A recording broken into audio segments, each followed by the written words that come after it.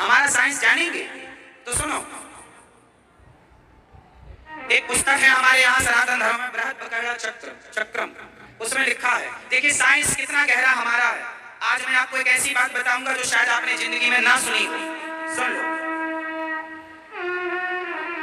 स्त्रियों से जुड़ी बात है, जिसको बेटियां बहुत हो गई हैं और बेटा चाहता है वो सुनेगा, आप सब सुनिएगा, सबके काम की बात। देखिए हमारा शास्त्र कितना साइंटिफिक है, ये बातें लाखों साल पहले लिख दी गई थी। साइंस जहां आज पहुंच भी नहीं पाया या कुछ कुछ पहुंच भी गया है। चलो अब मैं बताऊंगा, किसी महिला को बेटी ही बेटी हो रही हो और बेटा की कामना हो तो क्या करना चाहिए?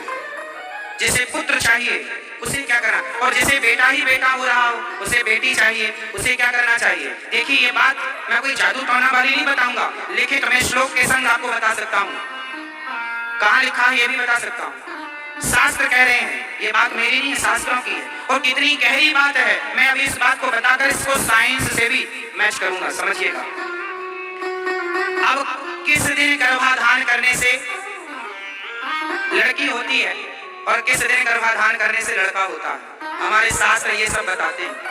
सुनो, स्त्री का जब रजो दर्शन स्टार्ट होता है, जिसे कहते हैं पीरियड, जिसे कहते हैं मासिक धर्म, शास्त्र कहते हैं कि स्त्री का जो मासिक धर्म स्टार्ट होता है उस दिन से, वो पहला दिन से 4 रातें छोड़ दीजिए, 4 रातें छोड़ दीजिए।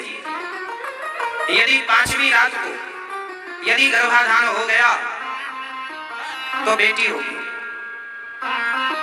5 मतलब संख्या विषम, 5 मतलब संख्या विषम, और 6ठी रात को गर्भाधान हुआ तो बेटा होगा। सम संख्या में गर्भाधान ये शुरू कब होगा? जिस दिन महिला का टाइम स्टार्ट हुआ है, पीरियड, उस दिन से पहली रात, दूसरी रात, तीसरी रात, चौथी रात छोड़ के 5वीं रात गर्भाधान हुआ तो बेटी, 6ठी रात हुआ बेटा, 7वीं रात हुआ बेटी, 8वीं रात हुआ बेटा, 9वीं रात हुआ बेटी, 10वीं रात हुआ बेटा, 11वीं रात हुआ बेटी, 12वीं रात हुआ बेटा, सिर्फ 12। मासिक धर्म स्टार्ट होने से 16 दिन, जिसमें 4 दिन तो अशुद्धि के छोड़ दीजिए, बचे 12। इन 12 दिन में ही संतान उत्पन्न होने का विशेष समय होता है, ऐसा हम ही शास्त्र कह रहे हैं। अब देखिए शास्त्र ये सम संख्या में लड़का और विषम संख्या में, समझ लो काम आएगा भविष्य में। सम संख्या में गर्भाधान क्या देगा? बेटा, और विषम संख्या में गर्भाधान क्या देगा? बेटी। ये तो रही बात। अब मैं इसको साइंस से जोड़ता हूं, साइंस कितनी गहरी है समझिएगा।